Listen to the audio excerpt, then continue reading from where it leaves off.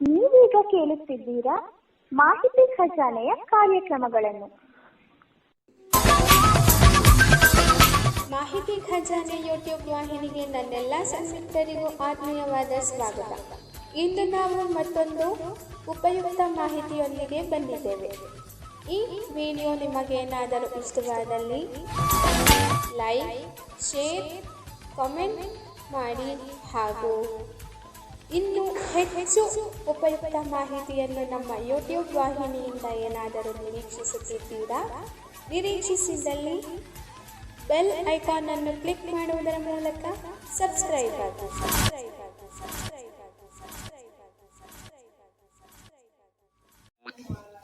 ಗಾನಯಾನ ವಿವಿಧ ಚಲನಚಿತ್ರ ಗೀತೆಗಳ ವಿಶ್ಲೇಷಣಾತ್ಮಕ ಕಾರ್ಯಕ್ರಮ ಸರಣಿಯ ಮುಂದಿನ ಭಾಗಕ್ಕೆ ತಮ್ಮೆಲ್ಲರನ್ನ ಸ್ವಾಗತ ಮಾಡ್ತಾ ಇದ್ದೀನಿ.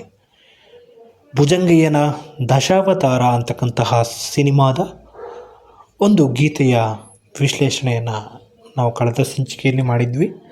ಅದರ ಮುಂದುವರೆದ ಭಾಗವನ್ನು ಹಾಗೂ ಕೊನೆಯ ಭಾಗವನ್ನು ಇವತ್ತಿನ ಸಂಚಿಕೆಯಲ್ಲಿ ತಾವು ಕೇಳಲಿಕ್ಕಿದ್ದೀರಿ. ಬನ್ನಿ, ಹಾಗಾದರೆ ಹೆಚ್ಚು ತಡ ಮಾಡದೆ ಕಾರ್ಯಕ್ರಮವನ್ನು ಪ್ರಾರಂಭ ಮಾಡೋಣ. ಇನ್ನೂ ಯಾರು ಸಬ್ಸ್ಕ್ರೈಬ್ ಮಾಡದೆ ನೋಡ್ತಾ ಇದ್ದೀರಿ, ಇಂತಹ ಅಮೂಲ್ಯವಾದ ಮಾಹಿತಿಗಳು, ಜನಸ್ನೇಹಿ ಮಾಹಿತಿಗಳು ನಿಮಗೆಲ್ಲ ಸಿಗಬೇಕು ಅಂದರೆ ಕೂಡಲೇ ಸಬ್ಸ್ಕ್ರೈಬ್ ಮಾಡ್ಕೊಳ್ಳಿ. ನಿಮ್ಮ ಪ್ರೀತಿ ಪಾತ್ರರೊಂದಿಗೆ ನಿಮ್ಮ ವಾಟ್ಸಪ್ ಗುಂಪುಗಳಿರುತ್ತೆ, ನಿಮ್ಮ ಸ್ನೇಹಿತರಿರ್ತಾರೆ, ಅವರಿಗೆಲ್ಲ ಶೇರ್ ಮಾಡಿ. ಯಾಕಂದರೆ ಒಂದೊಂದು ಗೀತೆಯಲ್ಲೂ ಒಂದೊಂದು ಅರ್ಥ ಇರುತ್ತೆ. ಕೆಲವು ಒಳ್ಳೆಯ ಉದ್ದೇಶಗಳಿರ್ತವೆ, ಇನ್ನು ಕೆಲವು ಕೆಟ್ಟ ಉದ್ದೇಶಗಳು, ಯಾವುದೋ ಒಂದು ವರ್ಗವನ್ನು ನಿಂದಿಸ್ತಕ್ಕಂತಹ ಹಾಡುಗಳು ಕೂಡ ನಿಮ್ಮ ಮಧ್ಯೆ ಇದೆ. ಅಂತಹ ಗೀತೆಗಳನ್ನು ಎಕ್ಕಿ ಎಕ್ಕಿ ನಾವು ವಿಶ್ಲೇಷಣೆ ಮಾಡ್ತಾ ಹೋಗ್ತೀವಿ. ಜೊತೆಗೆ ನೀವು ಕೂಡ ಆ ಗೀತೆಯನ್ನು ಸಂಪೂರ್ಣವಾಗಿ ಕೇಳೋದರ ಮೂಲಕ ಆ ಗೀತೆಯಲ್ಲಿರ್ತಕ್ಕಂತಹ ಅರ್ಥವನ್ನು ನೀವು ಕೂಡ ತಿಳ್ಕೊಬೋದು ಅಂತ ಹೇಳ್ತಾ, ಬನ್ನಿ ಹೆಚ್ಚು ತಡ ಮಾಡದೆ ಇವತ್ತಿನ ಸಂಚಿಕೆಯನ್ನು ಪ್ರಾರಂಭ ಮಾಡೋಣ. ಕಬ್ಬಿನರ್ಧ ಪೆಟ್ಟಿ ಹಗಲು ರಾತ್ರಿ ತಟ್ಟಿ ಕಳೆದುಕೊಂಡ ಶಾಂತಣ್ಣನ. ನೋಡಿ, ಆಗಿನ ಕಾಲದಲ್ಲಿ ಬೆಳೆಗಾರರು, ರೈತರು ಬೆಳೆಗಳನ್ನು ಬೆಳೀತಾ ಇದ್ದರೆ ಶಾನುಭೋಗರು ಅಥವಾ ಪಟೇಲರು ಅಂತಕ್ಕಂಥವರು, ಊರ ಮುಖಂಡರು ತಮ್ಮ ಬೇಳೆಯನ್ನು ಬೇಯಿಸ್ಕೊಳ್ಳೋದಕ್ಕೆ ತಮಗೆ ಬೇಕಾದಷ್ಟು ಅನುಕೂಲಗಳನ್ನು ರೈತಾಪಿ ವರ್ಗದಿಂದ ಪಡ್ಕೊಳ್ತಾ ಇದ್ದರು. ಆ ರೈತರು ತಾವು ಬೆಳೆದಂತಹ ಬೆಳೆಯಲ್ಲಿ ಇಷ್ಟು ಅಂತ ಅವರಿಗೆ ಪಾಲನ್ನು ಕೊಡಬೇಕಾಗಿತ್ತು. ಎಷ್ಟೋ ಜನ ಇದನ್ನೆಲ್ಲ ಸಹಿಸಲಾರದೆ ಆತ್ಮಹತ್ಯೆಗಳನ್ನ ಮಾಡ್ಕೊಂಡಿದ್ದಾರೆ. ಇನ್ನು ಕೆಲವರು ಹಗಲು ರಾತ್ರಿ ಅನ್ನೋದೇ ಎಷ್ಟೋ ಜನರಿಗೆ ತೊಂದರೆ ಇರುತ್ತೆ. ಸಾಲಗಳನ್ನ ತೀರಿಸಬೇಕು, ಹಣ ಅಂದ ತಕ್ಷಣ ಎಲ್ಲರೂ ಕೂಡ ಸರ್ವೇಸಾಮಾನ್ಯವಿರುತ್ತೆ. ಸಾಲಗಳನ್ನ ತೀರಿಸಬೇಕು, ಸಾಕಷ್ಟು ನೋವಿರುತ್ತೆ, ಸನ್ನಿವೇಶಗಳೆಲ್ಲ ಇರುತ್ತೆ. ಆ ಸನ್ನಿವೇಶಗಳು ಬಂದಾಗ ಎಷ್ಟೋ ಜನರು ಹಗಲು ರಾತ್ರಿ ಕೆಲಸ ಮಾಡ್ತಾರೆ. ಆ ಕೆಲಸದ ನಡುವೆ ಒಂದಿಷ್ಟು ತೊಂದರೆಗಳಾಗಿ ದೈವಾಧೀನರಾಗ್ತಕ್ಕಂತಹ ಸನ್ನಿವೇಶ. ಇಲ್ಲಿ ಶಾಂತಣ್ಣ ಅಂತ ಒಂದು ವ್ಯಕ್ತಿ ಹೆಸರನ್ನ ಸುಮ್ಮನೆ ತಗೊಂಡಿದ್ದಾರೆ ಅಷ್ಟೇ, ಈ ಸಾಹಿತ್ಯಕ್ಕೋಸ್ಕರ. ಆ ರೀತಿ ಯಾವ ಅಣ್ಣ ಬೇಕಾದರೂ ಇರ್ಬೋದು, ಯಾವ ಅಕ್ಕ ಬೇಕಾದರೂ ಇರ್ಬೋದು. ಆ ರೀತಿ ಒಂದು ಸನ್ನಿವೇಶಗಳು. ಹಗಲು ರಾತ್ರಿ ಕೆಲಸ ಮಾಡ್ತಾರೆ, ತಮಗೆ ಅಂತಕ್ಕಂಥದ್ದು ಒಂದು ನೆಮ್ಮದಿ ಇರೋದಿಲ್ಲ. ಆ ಸಂದರ್ಭದಲ್ಲಿ ಅವರು ಸಾಲ ಬಾಧೆಯನ್ನು ತಾಳಲಾರದೆ ಅಥವಾ ಬೇರೆ ಯಾವುದೋ ಒಂದು ಸಮಸ್ಯೆಯಿಂದಾಗಿ, ಇನ್ನು ಕೆಲವರು ಕೆಲಸ ಮಾಡ್ತಾನೆ ಹಸು ನಿಗ್ತಕ್ಕಂಥದ್ದು, ಆತ್ಮಹತ್ಯೆ ಮಾಡ್ಕೊಳ್ತಕ್ಕಂಥದ್ದು, ಅಥವಾ ನಮಗೆ ಎಷ್ಟು ಮಾಡಿದ್ರೂ ಕೆಲಸನೇ ಮುಗಿಯೋದಿಲ್ಲ ಅಂತಕ್ಕಂತಹ ಮನೋಭಾವನೆಯಿಂದ ಎಷ್ಟೋ ಜನ ನಮ್ಮನ್ನು ಬಿಟ್ಟು ಹೋಗಿದ್ದಾರೆ. ಅಂತಹ ಸನ್ನಿವೇಶಗಳು ಆಗಿನ ಕಾಲದಲ್ಲೂ ಇತ್ತು, ಇವಾಗಿನ ಕಾಲದಲ್ಲೂ ಕೂಡ ಇದೆ. ಅಂದರೆ ಒಬ್ಬರೇ ದುಡಿಬೇಕು ಅಂತಕ್ಕಂತಹ ಸನ್ನಿವೇಶಗಳು ಬಂದಾಗ ಸರ್ವೇ ಸಾಮಾನ್ಯವಾಗಿ ಎಲ್ರಿಗೂ ಕೂಡ ಬೇಸರ ಆಗುತ್ತೆ. ಆದರೂ ಕೂಡ ಈಗಿನ ಒಂದು ಸರ್ಕಾರಗಳು ಉದ್ಯೋಗದ ಅವಕಾಶಗಳನ್ನು ಪ್ರತಿಯೊಬ್ಬರಿಗೂ ಕೂಡ ಕಲ್ಪಿಸಿಕೊಡ್ಬೇಕಾಗಿದೆ. ಯಾವುದ್ಯಾವುದೋ ಒಂದು ರಾಜಕೀಯವಾದಂತಹ ಒಂದು ಉದ್ದೇಶಗಳನ್ನ ಇಟ್ಕೊಂಡು ಜನರಿಗೆ ನೀಡಬೇಕಂತಹ ಉದ್ಯೋಗದ ಅವಕಾಶಗಳನ್ನು ಕಸಿದುಕೊಳ್ತಕ್ಕಂಥದ್ದು ಇವೆಲ್ಲವೂ ಕೂಡ ಒಬ್ಬ ವ್ಯಕ್ತಿಯ ಜೀವನ ಮಟ್ಟವನ್ನು ಕುಗ್ಗಿಸುತ್ತೆ. ಓದ್ತಕ್ಕಂತಹ ವಿದ್ಯಾರ್ಥಿಗಳ ಮನಸ್ಸಿನಲ್ಲಿ ಎಷ್ಟು ಓದಿದ್ರು ಅಷ್ಟೇ ಬಿಡುಗರು, ಏನು ಮಾಡಿದ್ರು ಏನಿಲ್ಲ ಅಂತಕ್ಕಂತಹ ಮನೋಭಾವನೆ ಯಾರಿಗೂ ಕೂಡ ಬರಬಾರ್ದು ಅಂದರೆ ಕಾಲಕ್ಕೆ ಉದ್ಯೋಗಾವಕಾಶಗಳನ್ನು ಒದಗಿಸಿಕೊಡ್ತಾ ಮನುಷ್ಯರು ಅಂದರೆ ನಮ್ಮ ಸರ್ಕಾರಗಳು ಆ ಒಂದು ಹಿನ್ನೆಲೆಯಲ್ಲಿ ಕೆಲಸವನ್ನು ಮಾಡಬೇಕಾಗಿದೆ. ಯಾವುದೋ ಒಂದು ಉದ್ದೇಶವನ್ನು ಇಟ್ಕೊಂಡು ಇಷ್ಟೂ ಕಾಲಗಳ ಕಾಲ ಉದ್ಯೋಗ ಅವಕಾಶಗಳನ್ನ ನೀಡುತ್ತೆ. ಈ ರೀತಿ ಮಾಡಿದ್ರೆ ಎಷ್ಟೋ ಜನ ಇದರಿಂದನೇ ಎಷ್ಟು ಮಾಡಿದ್ರು ಅಷ್ಟೇ ಬಿಡು ಅಂತಕ್ಕಂತಹ ಮನೋಭಾವನೆಯಿಂದ ಆತ್ಮಹತ್ಯೆ ಮಾಡ್ಕೊಳ್ತಕ್ಕಂಥದ್ದು, ಬೇರೆ ಯಾವುದೋ ಕೆಲಸಕ್ಕೆ ಹೋಗಿ ತಮ್ಮ ಪ್ರಾಣವನ್ನೇ ತಾವು ಕಳ್ಕೊಳ್ಳುವಂತಹ ಸನ್ನಿವೇಶಗಳು ಬರ್ತವೆ ಸ್ನೇಹಿತರೆ. ಮೂಲದಲ್ಲಿ ಮನುಜ ಕುಚೇಲ, ಯಾರಿಗೆ ಯಾರು ಪಟೇಲ. ಈ ಸಾಲು ನಿಜಕ್ಕೂ ಅರ್ಥಗರ್ಭಿತವಾದ್ದು. ಮೂಲದಲ್ಲಿ ಎಲ್ರಿಗೂ ಕೂಡ ಒಳ್ಳೆ ಮನಸ್ಸಿರುತ್ತೆ. ಅದನ್ನು ಕೆದಕ್ತಾ ಹೋದಂತೆ ಅವರ ಮನಸ್ಸಿನ ಭಾವನೆಗಳು ಅಥವಾ ಅವ್ರು ನಡೆದುಕೊಳ್ತಕ್ಕಂತಹ ರೀತಿ ನೀತಿಗಳ ಬಗ್ಗೆ ನಮಗೆ ತಿಳಿತಕ್ಕಂಥದ್ದು. ಅಂದರೆ ಒಬ್ಬರು ಬೆಳೀತಾ ಇದ್ದಾರೆ ಅಂದ ತಕ್ಷಣ ಅವರಲ್ಲಿ ಕೆಟ್ಟ ಒಂದು ಭಾವನೆಗಳು ಸರ್ವೇ ಸಾಮಾನ್ಯವಾಗಿ ಮೂಡುತ್ತೆ. ಅಂದರೆ ನಾನು ಇನ್ನೂ ಎತ್ತರಕ್ಕೆ ಏರೋದಕ್ಕೆ ಸಾಧ್ಯ ಆಗಿಲ್ಲ, ಅವನು ಎತ್ತರಕ್ಕೆ ಏರ್ತಾ ಇದ್ದಾನೆ. ಫಸ್ಟು ಮೇಲ್ಮೇಲೆಲ್ಲ ಚೆನ್ನಾಗೇ ಮಾತಾಡಿಸ್ತಾರೆ ಪಾಪ, ಏನಿಲ್ಲ. ಆದರೂ ಕೂಡ ಒಳಗೆ ಒಂದು ಭಾವನೆ ಇರುತ್ತೆ, ನೋಡಪ್ಪ ಅವರು ದೊಡ್ಡವರಾದರು, ಅವರಿಷ್ಟು ಮನೆ ಕಟ್ಟಿದ್ರು, ಅವ್ರು ಇಂಥ ಮನೆ ಕಟ್ಟಿದ್ರು, ನಮ್ಮ ಕೈಲಾಗಲಿಲ್ಲ ಅಂತಕ್ಕಂತಹ ಒಂದು ದುರಾಸೆಯಿಂದ ಏನು ಮಾಡ್ತಾರೆ ಅಂದರೆ ಅವ್ರನ್ನ ಕೆಳಗೆ ತಳ್ಳಬೇಕು, ಎತ್ತರಕ್ಕೆ ಏರ್ತಾರವ್ರನ್ನೂ ಕೆಳಗೆ ತಳ್ಳಬೇಕು ಅಂತಕ್ಕಂತಹ ಮನೋಭಾವನೆಯನ್ನು ಸ್ನೇಹಿತರಾಗಿದ್ಕೊಂಡು ಸ್ನೇಹಿತರೇ ಮಾಡ್ತಾರೆ ಅಂತಕ್ಕಂಥದ್ದನ್ನು ಹೇಳಿದ್ರೆ ನೀವು ನಂಬ್ತಿರೋ ಇಲ್ವೋ ಗೊತ್ತಿಲ್ಲ ಸ್ನೇಹಿತರೆ. ನಂಬಲೇಬೇಕು. ಯಾಕಂದರೆ ನಿಮ್ಮ ಸ್ನೇಹಿತರೇ ಆಪ್ತರಾಗಿರ್ತಾರೆ. ಆಪ್ತರಾಗಿದ್ದರೂ ಕೂಡ ನಿಮ್ಮನ್ನು ಕೆಳಗಿಳಿಬೇಕು, ಮೇಲ್ಸ್ತರಕ್ಕೆ ಹೋಗೋದಕ್ಕೆ ಅವನ್ನ ಬಿಡಬಾರ್ದು, ಸಮಾಜದ ಮುಖ್ಯವಾಹಿನಿಗೆ ಹೋಗೋದಕ್ಕೆ ಅವನ್ನ ಬಿಡಬಾರ್ದು ಅಂತಕ್ಕಂಥದ್ದು. ಅವನು ಇರ್ಬೋದು, ಅವಳು ಇರ್ಬೋದು, ಯಾರು ಬೇಕಾದರೂ ಆಗಿರ್ಬೋದು. ಅದು ಕೆಲವರಿಗೆ ಆ ಥರ ಭಾವನೆಗಳು ಇರುತ್ತೆ. ಅದು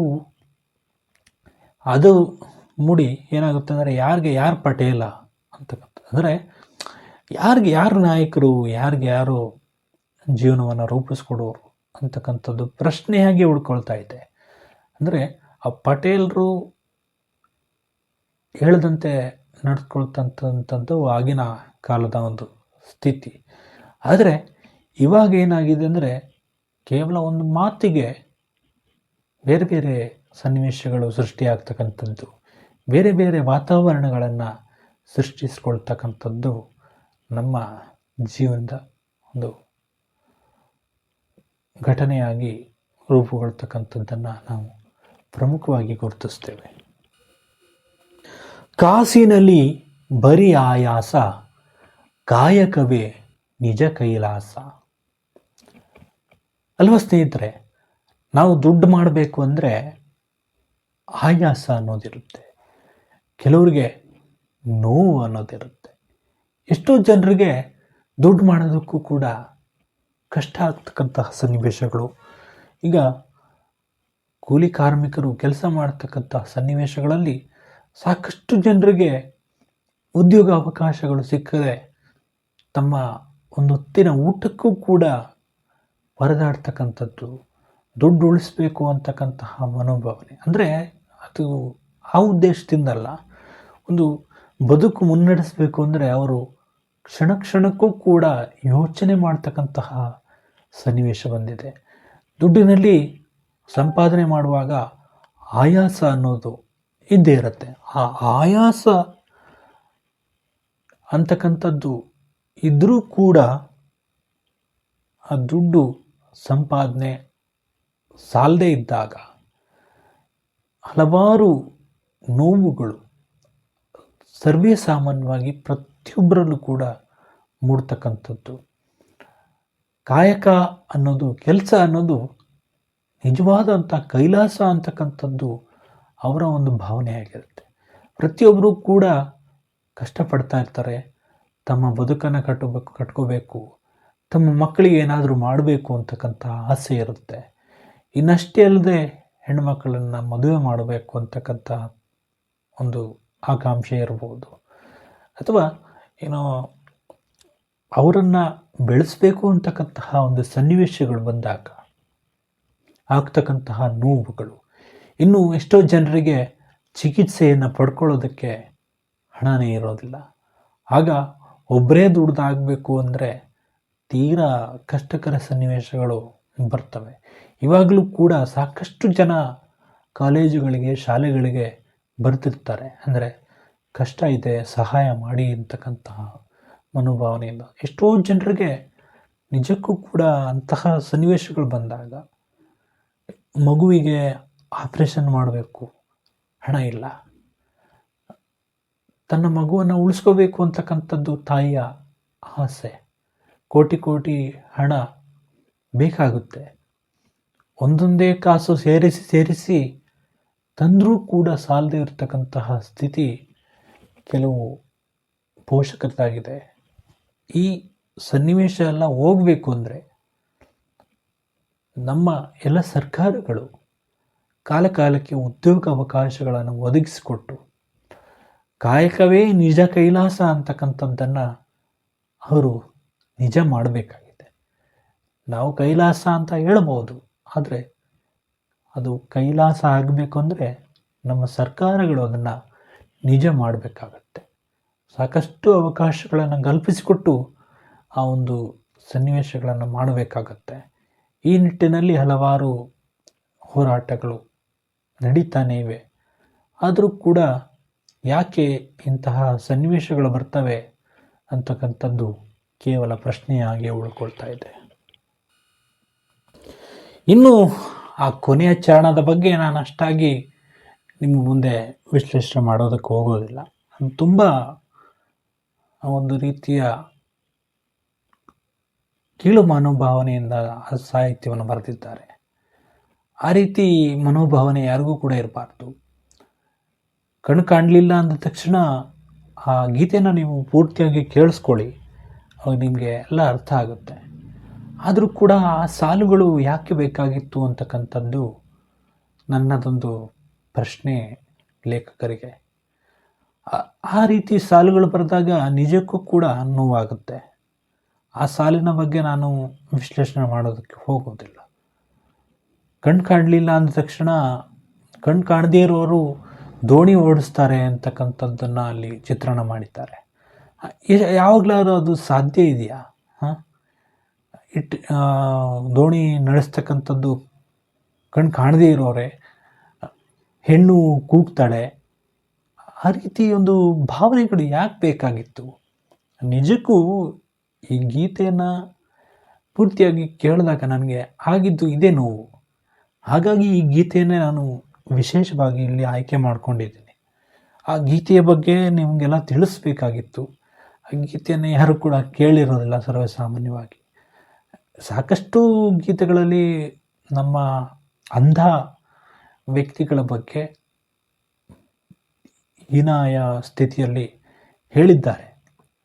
ಆದರೂ ಕೂಡ ಇಷ್ಟು ಕೀಳುಮಟ್ಟಕ್ಕೆ ಒಂದು ಸಾಹಿತ್ಯವನ್ನು ರಚನೆ ಮಾಡೋದು ಎಷ್ಟು ಸರಿ ಅಂತಕ್ಕಂಥದ್ದು ನನ್ನದೊಂದು ಪ್ರಶ್ನೆ.